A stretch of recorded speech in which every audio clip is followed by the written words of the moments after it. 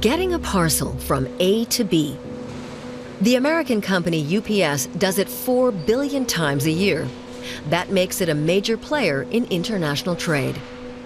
In fact, getting a parcel from A to B isn't that easy because every country has its own laws and regulations. That's even true of such close partners as the United States and the European Union. These days we have the situation where there are still obstacles to the transatlantic movement of goods. Administrative hurdles, customs barriers, and the necessity to adhere to differing standards on the one or other side. If these impediments disappear, it'll give new impetus to international trade, especially for German and European companies. The arithmetic is easy. Many more containers will cross the Atlantic if the US and the EU pledge to create a single market without customs or trade barriers, a free trade agreement. It sounds simple and, in principle, is regarded as a good thing. Europeans, and especially Germans, basically view it positively.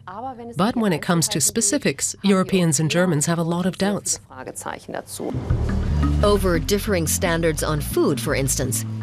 In the US, poultry can be disinfected with chlorine, but the practice is banned in Europe. The same goes for GM technology in farming, such as genetically modified maize. In the US, its cultivation is nothing unusual. In Europe, it's been inconceivable until now. A strict GM crop ban has already been relaxed, and critics fear the free trade pact would allow GM crops to enter the German market. In the EU, we're easing the entry of GM crops onto the markets. It's already possible in the US, and if they agree to allow it, we may not be able to ban GM technology by law in future, and that puts consumers at risk. The EU is still negotiating. Nothing has been decided. But it's becoming increasingly clear that partnership won't just be about freeing things up. In Brussels, negotiations are also taking place on investment protection, in effect, ensuring that the regulations won't be changed to the disadvantage of investors. Investment protection means that big corporations will be able to file lawsuits against national legislators. That's unprecedented.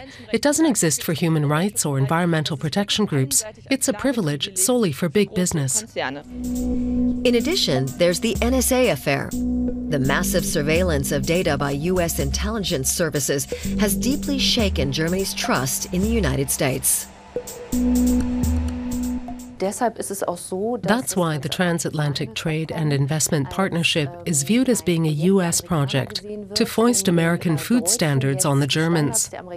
And the Germans forget that the Transatlantic Free Trade Agreement is a project that actually originated with German Chancellor Angela Merkel. When Angela Merkel and Barack Obama meet, the subject of free trade is on the agenda, but not at the top. It's not very popular, so they prefer to downplay it. In many areas, it will require one side or the other or both to change current policies and get approval from the Parliament and the Congress. And the willingness to do that will, in large measure, determine how big an economic boost this agreement will give to the economies on both sides. The European Union and the U.S. have been negotiating the Transatlantic Trade and Investment Partnership for 7 years now. It's expected to be signed in 2015. But whether it will really make it easier to take a parcel from A to B seems more doubtful than ever.